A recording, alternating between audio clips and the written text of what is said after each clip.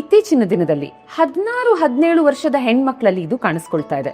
ಈ breast fibroadenoma ಎಷ್ಟೆಷ್ಟೋ ಸಲ ಕ್ಯಾನ್ಸರಸ್ ಲಂಪ್ಸ್ ನ ಹಾಗೇನೆ ಕಾಣಿಸೋದ್ರಿಂದ it is actually very scary. ಇದು ಬಿನೈನಾ ಕ್ಯಾನ್ಸರಸ್ ಖಂಡಿತ ಕಂಡುಕೋಬೇಕು. ಫೈಬ್ರೋ ಅಡಿನೋಮಾ ಏನಕ್ಕೆ ಬರುತ್ತೆ ಅನ್ನೋದು ಇದಕ್ಕೂ ರೀಸನ್ ಗೊತ್ತಿಲ್ಲ. But it's hormonally related. ಅಂದ್ರೆ ಅಡೋಲೆಸೆಂಟ್ಸ್ ಅಂದ್ರೆ 15 ವರ್ಷದಿಂದ 35 ವರ್ಷದಲ್ಲೇ ತುಂಬಾ ಫೈಬ್ರೋ ಅಡಿನೋಮಾ ನಾವು ನೋಡೋದಿಕ್ಕೆ ಸಿಗ್ತದೆ. ಲುಕ್ಸ್ ಲೈಕ್ ಕ್ಯಾನ್ಸರ್ ಗೊತ್ತಿರೋದಿಲ್ಲ. ಈಗ ನಿಮ್ಗೆ ಬ್ರೆಸ್ಟ್ ಒಳಗಡೆ ಸೆಲ್ಫ್ ಎಕ್ಸಾಮಿನೇಷನ್ ಮಾಡ್ಕೊಂಡಾಗ ಒಂದು ಏನೋ ಲಂಪ್ ಇದೆ ಅಂತ ಅಷ್ಟೇ ಗೊತ್ತಾಗ್ತದೆ. ವೆದರ್ ಅದು ಕ್ಯಾನ್ಸರಸ್ ನಾನ್ ಕ್ಯಾನ್ಸರಸ್ ಅಂತ ಹೇಳ್ಬಿಟ್ಟು ಎವ್ಯಾಲ್ಯೂಯೇಟ್ ಮಾಡ್ಬೇಕಾಗ್ತದೆ. ಬಟ್ ಸ್ಕ್ಯಾನ್ ಅಲ್ಲೇ ಇದು ಬಿನೈನಾ ಕ್ಯಾನ್ಸರಸ್ ಅಂತ ಗೊತ್ತಾಗತ್ತಾ? ಈ ಫೈಬ್ರೋ ಅಡಿನೋಮಾಸ್ ಚಿಕ್ಕದಿದ್ದಾಗ ಈಗ 1 mm 5 mm 10 mm ಎಲ್ಲ ಇರುತ್ತೆ. ಅವಾಗ ಗೊತ್ತೇ ಆಗೋದಿಲ್ಲ. ಒಂದು ಬ್ರೆಸ್ಟ್ ಅಲ್ಟ್ರಾಸೌಂಡ್ ಮಾಡಿದಾಗ ಅಷ್ಟೇ ಗೊತ್ತಾಗ್ತದೆ. ಅಂಡ್ ಈ ಹಾರ್ಮೋನ್ಸ್ಗಳ ಮ್ಯಾನೇಜ್ಮೆಂಟ್ಗೆ, ರೆಗ್ಯುಲೇಷನ್ಗೆ ಅಂಡ್ ಅದು ಇನ್ ಹಾರ್ಮೋನಿ ಫಂಕ್ಷನ್ ಆಗೋದಕ್ಕೆ ಏನು ಫಸ್ಟ್ ಹಾಫ್ ಅಲ್ಲಿ ಈಸ್ಟ್ರೋಜನ್ ಅಂಡ್ ಸೆಕೆಂಡ್ ಹಾಫ್ ಅಲ್ಲಿ ಪ್ರೊಜೆಸ್ಟ್ರಾನ್ ಪ್ರೊಡ್ಯೂಸ್ ಆಗಬೇಕು. ಇದರ ಒಂದು ಮ್ಯಾನೇಜ್ಮೆಂಟ್ಗೆ ಸೀಡ್ ಸೈಕ್ಲಿಂಗ್ ತುಂಬಾ ಕೇಳ್ತಾ ಇದೀವಿ ನಾವು. Do you think it helps and it works? ಅಂದ್ರೆ ಬೇರೆ ಬೇರೆ ಸೀಡ್ಸ್ ಲೈಕ್ ಪಂಪ್ಕಿನ್ ಸೀಡ್ಸ್ ಇರಬಹುದು, ಫ್ಲಾಕ್ಸ್ ಸೀಡ್ಸ್ ಇರಬಹುದು, ಚಿಯಾ ಸೀಡ್ಸ್, ಹೋಲ್ ಗ್ರೈನ್ಸ್ ತಿನ್ಬೇಕು ಅಂತ ಸಜೆಷನ್. ಅಂದ್ರೆ ಏನಕ್ಕಂದ್ರೆ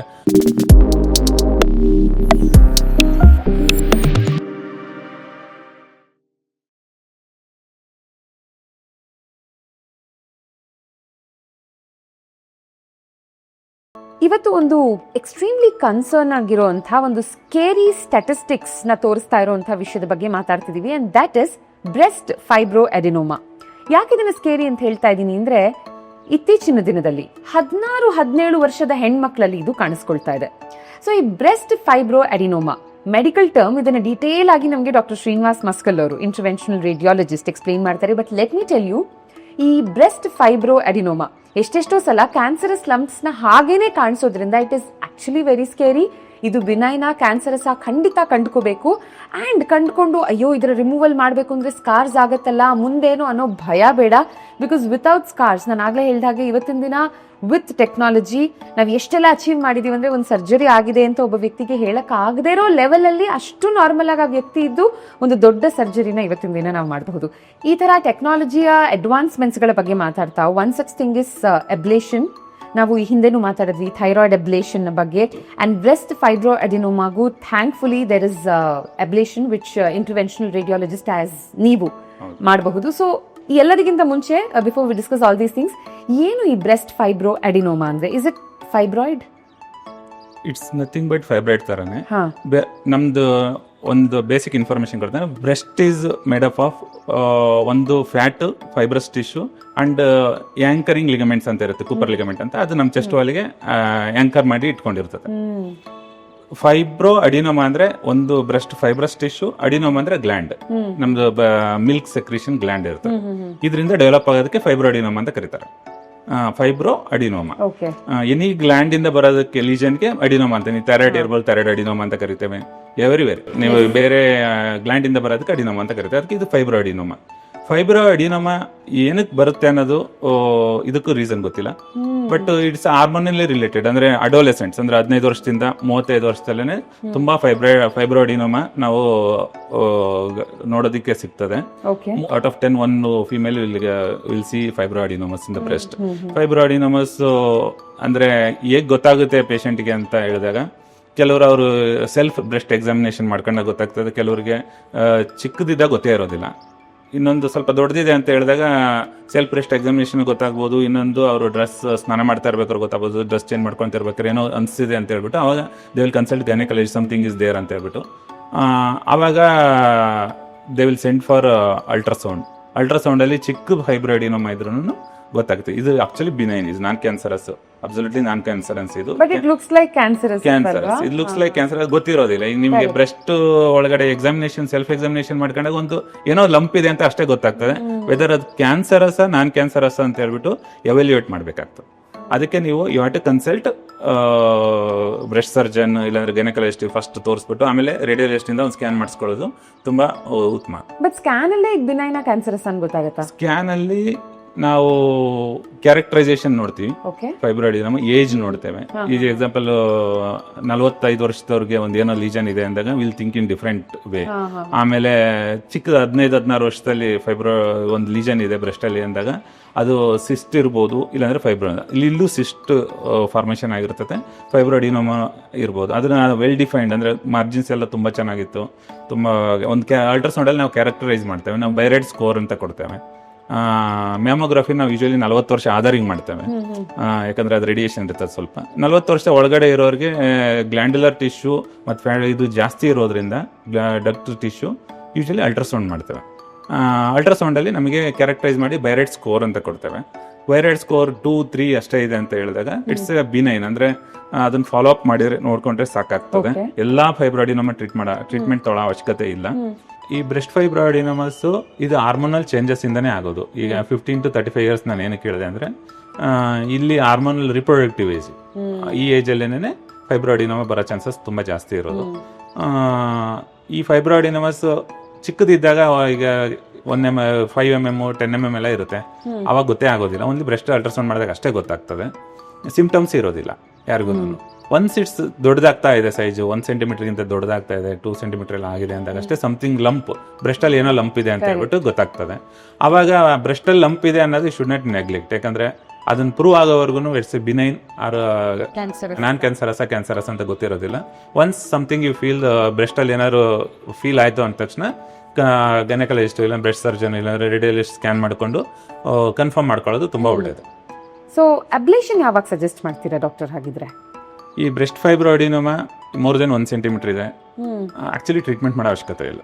okay, if it is benign, it's benign only. Breast fibroadenoma is benign only. Always benign, huh? Always benign. Okay. ನಾವು prove ಮಾಡಿರ್ತೀವಿ. ಒಂದ್ಸಲ biopsy FNSC ಮಾಡ್ಬಿಟ್ಟು prove ಆಯ್ತು ಅಂದಾಗ ಬಿನೈನ್ ಅಂತ ಹೇಳಿದಾಗ ಟ್ರೀಟ್ ಮಾಡೋ ಅವಶ್ಯಕತೆ ಇಲ್ಲ. ಯಾವ ಟ್ರೀಟ್ ಮಾಡ್ಬೇಕಾಗ್ತದೆ ಅಂದ್ರೆ ಇದು ಫಾಲೋ ಅಪ್ ಮಾಡಿ ನೋಡ್ಬೇಕು 6 months 1 year ಅಲ್ಲಿ. ಇಫ್ ಇಟ್ಸ್ ಗ್ರೋವಿಂಗ್, ಜಾಸ್ತಿ ಗ್ರೋ ಆಗ್ತಾ ಇದೆ, ಪೇಷಂಟ್ ಗೆ ನನಗೆ ಏನೋ ಗಂಟಿದೆ ಅಂತ ಫೀಲ್ ಆಗ್ತಾ ಇದೆ ನನಗೆ ಅಂತ ಹೇಳಿದಾಗ ಒಂದು they will go to surgeon ಅವ್ರ ಸರ್ಜರಿ ಏನ್ ಹೇಳ್ತಾರೆ ಅದನ್ನ ಇಲ್ಲಿ ರಿಮೂವ್ ಅಂತ ಹೇಳ್ತಾರೆ. ಸರ್ಜರಿನಲ್ಲಿ ರಿಮೂವ್ ಮಾಡಿದಾಗ ಒಂದು ಸ್ಕಾರ್ ಬೀಳ್ತದೆ, ಒಂದು ಅಂಡರ್ ಅನಸ್ತಿಷಿಯಾ ಒಂದು ರಿಸ್ಕ್ ಇರ್ತದೆ, ಬ್ರೆಸ್ಟ್ ಮೇಲೆ ಸ್ಕಾರ್ ಆಗ್ತದೆ. ಆಮೇಲೆ ಟಿಶ್ಯೂ ಇಸ್ ರಿಮೂವ್ಡ್. ಈಗ ಸರ್ಜರಿ ಅಂದ ತಕ್ಷಣ ಒಂದು ಅಲ್ಲಿರೋ ಟಿಶ್ಯೂ ರಿಮೂವ್ ಮಾಡಿದಾಗ ಬ್ರೆಸ್ಟ್ ಕಾಂಟೂರ್ ಹಾಳಾಗ್ತದೆ. ಅದಕ್ಕೆ ಇದನ್ನೆಲ್ಲಾನು ಅವಾಯ್ಡ್ ಮಾಡೋದಕ್ಕೆ ಈಗ ರೀಸೆಂಟ್ ಟೆಕ್ನಾಲಜಿನಲ್ಲಿ ನಾವೇನ್ ಮಾಡ್ತೇವೆ ಅಂದ್ರೆ ಒಂದು ಕ್ರಯೋ ಅಬ್ಲೇಷನ್ ಅಂತ ಮಾಡ್ತೇವೆ, ಮೈಕ್ರೋವೇವ್ ಅಬ್ಲೇಷನ್ ಅಂತ ಮಾಡ್ತೇವೆ, radio frequency ablation. These are all ablation techniques. In radio frequency and microwave ಅಲ್ಲಿ ಯು ವಿಲ್ ಗಿವ್ ಹೀಟ್, ಅಂದ್ರೆ ಬರ್ನ್ ಮಾಡಿಬಿಟ್ಟು ಮೈಕ್ರೋವೇವ್ ಎನರ್ಜಿ RF ಎನರ್ಜಿ ಕೊಟ್ಬಿಟ್ಟು ಅಲ್ಲೇ ಇರೋ ಪ್ಲೇಸ್ ಅಲ್ಲೇನೆ ಅದನ್ನ ಡೆತ್ ಆಗೋ ಥರ ಸೆಲ್ ಫೈಬ್ರಾಯ್ಡಿನೋಮಾ ಫುಲ್ ಡೆತ್ ಆಗೋ ಥರ ಮಾಡ್ತೇವೆ. ಇನ್ನೊಂದು ಕೋಲ್ಡ್, ಕ್ರಯೋ ಅಂದ್ರೆ ಕೋಲ್ಡ್, ಎಕ್ಸ್ಟ್ರೀಮ್ ಕೋಲ್ಡ್, -40 ಡಿಗ್ರಿಯಿಂದ -120 ಡಿಗ್ರಿ ಎಕ್ಸ್ಟ್ರೀಮ್ ಕೋಲ್ಡ್, ಅದು ಐಸ್ ಫಾರ್ಮೇಷನ್ ಆಗುತ್ತೆ. ದೆನ್ ಆ ಟಿಶ್ಯೂ ಡೆತ್ ಆಗಿ it's absorbed by the body. Normally ಬಾಡಿನಲ್ಲಿ ಹೆಂಗೆ ಅಬ್ಸರ್ವ್ ಆಗೋಗುತ್ತೆ. ಒಂದು ಕ್ರಯೋ ಅಬ್ಲೇಷನ್, ಇನ್ನೊಂದು ಮೈಕ್ರೋವೇವ್ ಅಬ್ಲೇಷನ್. ಇದನ್ನ ಮಾಡಿ ಅಂದ್ರೆ ಲೋಕಲ್ ಅನಸ್ತೇಷಿಯಾದಲ್ಲಿ ಮಾಮೂಲಿ ಬಯಾಪ್ಸಿ ಮಾಡೋದಕ್ಕೆ ಹೆಂಗ್ ನೀಡ್ಲಿ ಅದು ಕನ್ಫರ್ಮ್ ಮಾಡ್ಕೊಂತಾರೆ. ಫಸ್ಟ್ ಬಯಾಪ್ಸಿ ನಲ್ಲಿ ಬಿನೈನ್ ಅಂತ ಗೊತ್ತಾದ್ಮೇಲೆ will take for ablation. Only for patients discomfort ಇದೆ, ಅವರಿಗೆ ನನಗೆ ಸರ್ಜರಿ ಬೇಡ, ಸ್ಕಾರ್ಲೆಸ್ ಇರಬೇಕು ಅಂತ ಪೇಷಂಟ್ ಬಂದಾಗ ಅಷ್ಟೇ ಇದನ್ನ ಮಾಡೋ ಅವಶ್ಯಕತೆ ಇದೆ. ಅದರ್ವೈಸ್ ಅದನ್ನ ಫಾಲೋ ಅಪ್ ಮಾಡಿ ನೋಡ್ತೀವಿ, ಏನು ಅವಶ್ಯಕತೆ ಇಲ್ಲ ಅಂದ್ರೆ ವಿತೌಟ್ ಟ್ರೀಟ್ಮೆಂಟ್ ಇರ್ಬೋದು. ಓಕೆ, ಬಟ್ ಇದು ಕ್ಯಾನ್ಸರಸ್ ವರ್ಕ್ ಆಗಲ್ವಾ ಅಬ್ಲೇಷನ್? ಕ್ಯಾನ್ಸರಸ್ ಅಲ್ಲೂ ಮಾಡ್ಬೋದು, ಬಟ್ ಸರ್ಜರಿ ಈಸ್ ರೆಕಮೆಂಡೆಡ್. ಚಿಕ್ಕ ಕ್ಯಾನ್ಸರ್ ಇದೆ, ಡಕ್ಟಲ್ ಕಾರ್ಸಿನೋಮಾ ಇನ್ ಸಿಟು ಅಂತ ಚಿಕ್ಕದಿನ್ನ ಇದೆ ಅಂತ ಹೇಳಿದಾಗ ಸಮ್ ಸ್ಟಡೀಸ್ ಆರ್ ಡೂಯಿಂಗ್, ಅದನ್ನ ಕ್ರಯೋ ಅಬ್ಲೇಷನ್ ಮಾಡಿ ತುಂಬಾ ಸ್ಟಡೀಸ್ ಆಗಿದೆ ಆಲ್ರೆಡಿ. ಬಟ್ ಗೈಡ್ಲೈನ್ಸ್ ಇದ್ರ ಪ್ರಕಾರ ಈಗ ಸದ್ಯಕ್ಕೆ ಬಿನೈನೇ ಮಾಡ್ತಾ ಇರೋದು, ಬಿನೈನ್ ಇರೋದು. ಕ್ಯಾನ್ಸರ್ ಇದ್ರೆ ಎಲ್ಲೂ ಸ್ಪ್ರೆಡ್ ಆಗಿಲ್ಲ ಅಂದಾಗ ಅದಕ್ಕೂ ಮಾಡ್ಬೋದು. Okay okay. And my last question doctor, because ನಮ್ಮ ಪ್ರೀವಿಯಸ್ ವಿಡಿಯೋದಲ್ಲಿ when we spoke about thyroid ಕೂಡ ನಾವು ಮಾತಾಡಿದ್ವಿ, ಆ್ಯಂಡ್ ಆಲ್ಸೋ ಯೂಟ್ರಸ್ ಫೈಬ್ರಾಯ್ಡ್ಸ್ಗಳ ಬಗ್ಗೆ ಮಾತಾಡ್ತಾ, ಆ್ಯಂಡ್ ಈಗ ಬ್ರೆಸ್ಟ್ ಫೈಬ್ರಾಯ್ಡೆನೋಮಾ ಬಗ್ಗೆ ಮಾತಾಡ್ತಾ ಹಾರ್ಮೋನ್ಸ್ಗಳು ಎಷ್ಟು ಮುಖ್ಯವಾದ ಪಾತ್ರ ವಹಿಸುತ್ತೆ ಅಂತ. ಆ್ಯಂಡ್ ಈ ಹಾರ್ಮೋನ್ಸ್ಗಳ ಮ್ಯಾನೇಜ್ಮೆಂಟ್ಗೆ, ರೆಗ್ಯುಲೇಷನ್ಗೆ, ಆ್ಯಂಡ್ ಅದು ಇನ್ ಹಾರ್ಮೋನಿ ಫಂಕ್ಷನ್ ಆಗೋದಕ್ಕೆ ಏನು ಫಸ್ಟ್ ಹಾಫಲ್ಲಿ ಈಸ್ಟ್ರೋಜನ್ ಆ್ಯಂಡ್ ಸೆಕೆಂಡ್ ಹಾಫಲ್ಲಿ ಪ್ರೊಜೆಸ್ಟ್ರಾನ್ ಪ್ರೊಡ್ಯೂಸ್ ಆಗಬೇಕು, ಇದರ ಒಂದು ಮ್ಯಾನೇಜ್ಮೆಂಟ್ಗೆ ಸೀಡ್ ಸೈಕ್ಲಿಂಗ್ ತುಂಬ ಕೇಳ್ತಾ ಇದ್ದೀವಿ ನಾವು. Do you think it helps and it works? ಅಂದ್ರೆ ಬೇರೆ ಬೇರೆ ಸೀಡ್ಸ್ ಲೈಕ್ ಪಂಪ್ಕಿನ್ ಸೀಡ್ಸ್ ಇರಬಹುದು, ಫ್ಲಾಕ್ಸ್ ಸೀಡ್ಸ್ ಇರಬಹುದು, ಹೋಲ್ ಗ್ರೈನ್ಸ್ ತಿನ್ಬೇಕು ಅಂತ ಸಜೆಷನ್. ಅಂದ್ರೆ ಏನಕ್ಕಂದ್ರೆ ಈ ಒಂದು ಜಂಕ್ ಫುಡ್ ತಿನ್ನಬಾರ್ದು. ಇದು ತಿನ್ನೋದ್ರ ಒಂದು ರೆಡ್ ಮೀಟು, ಅದ್ರೊಳಗೆ ಆಕ್ಸಿಡೆಂಟ್ಸ್ ಇರುತ್ತೆ ಜಾಸ್ತಿ, ನಮಗೆ ಈಸ್ಟ್ರೋಜನ್ ಲೆವೆಲ್ ಜಾಸ್ತಿ ಮಾಡುತ್ತೆ. ನೀವು ದಪ್ಪ ಆಗ್ತಾ ಹೋದಂಗೆಲ್ಲ ದಿಸ್ ಫ್ಯಾಟ್ ಓನ್ಲಿ ಇಲ್ಲಿ ಕಾಸ್ ಈಸ್ಟ್ರೋಜನ್ ಪ್ರೊಡಕ್ಷನ್. ಇದೆಲ್ಲ ಫೈಬ್ರೋ ಅಡಿನೋಮಾ ಆರ್ ಫೈಬ್ರಾಯ್ಡ್ ಎರಡು ಡೆವಲಪ್ ಆಗೋದಕ್ಕೆ ಕಾರಣ ಇರೋದ್ರಿಂದ you have to eat healthy food like green leaf vegetables, healthy food and antioxidants ಇವೆಲ್ಲ ತಗೊಳ್ಳೋದ್ರಿಂದ ಕಡಿಮೆ ಮಾಡ್ಕೊಬೋದು, ಡೆವಲಪ್ ಆಗೋದು ಕಡಿಮೆ. ಇದು ಜೆನೆಟಿಕಲಿ ಪ್ರಿಡಿಸ್ಬಿಡ್. ಈಗ ಫ್ಯಾಮಿಲಿನಲ್ಲಿ ಫೈಬ್ರೋಡಿನೋಮಾ ಇತ್ತು ಅಂದರೆ ಇವು ಮಕ್ಕಳಿಗೆ ಬರೋದು ಚಾನ್ಸಸ್ ಜಾಸ್ತಿ ಇರ್ತದೆ. ಬಟ್ ಈ ಲೈಫ್ ಸ್ಟೈಲ್ ಮಾಡಿಫಿಕೇಶನ್ ಮಾಡ್ಕೊಳ್ಳೋದ್ರಿಂದ ಒಂದು ಹಾರ್ಮೋನಲ್ ರೆಗ್ಯುಲೇಷನ್ ಆಗ್ತದೆ. ಒಂದು PCOS ಅಂತ ಡೆವಲಪ್ ಆಗೋದು ಅದಾಗೋದಿಲ್ಲ. ಹಾರ್ಮೋನ್ ರೆಗ್ಯುಲೇಷನ್ ಆಯಿತು ಅಂದರೆ ಫೈಬ್ರೋಡಿನೋಮಾ ಡೆವಲಪ್ ಆಗೋದು ಕಡಿಮೆ ಆಗ್ಬೋದು. Okay doctor, thank you so much ಇಷ್ಟು ಇನ್ಸೈಟ್ಫುಲ್ ಟಾಕ್ಗೆ, ಇಷ್ಟೆಲ್ಲ ವಿಷಯಗಳನ್ನ ತಿಳಿಸ್ಕೊಡೋದಕ್ಕೆ about breast fibroadenoma which is so common, and ಅದನ್ನು ಹೇಗೆ ಸರ್ಜಿಕಲಿ ಹ್ಯಾಂಡಲ್ ಮಾಡಬಹುದು and when is it needed ಅಂತ ಕೂಡ ತಿಳಿಸ್ಕೊಟ್ರಿ. ಸೊ ಅದೊಂದು ಭಯ ಇರುತ್ತೆ, ಅಂದರೆ ಬ್ರೆಸ್ಟಲ್ಲಿ ಯಾವುದೋ ಒಂದು ಲಂಪ್ನ ರಿಮೂವ್ ಮಾಡಬೇಕು ಅಂದಾಗ ಅಲ್ಲೊಂದು ಸ್ಕಾರ್ ಆಗುತ್ತೆ ಅಥವಾ ನನ್ನ ಬ್ಯೂಟಿ ಹೋಗುತ್ತೆ, ಬ್ರೆಸ್ಟ್ ಶೇಪ್ ಚೇಂಜ್ ಆಗುತ್ತೆ ಅಂತೆಲ್ಲ ಭಯ ಇರೋರಿಗೆ this was actually much needed video. Most of the breast fibroadenoma is less than 3 centimetre ಹಂಗೆ ಇರುತ್ತೆ.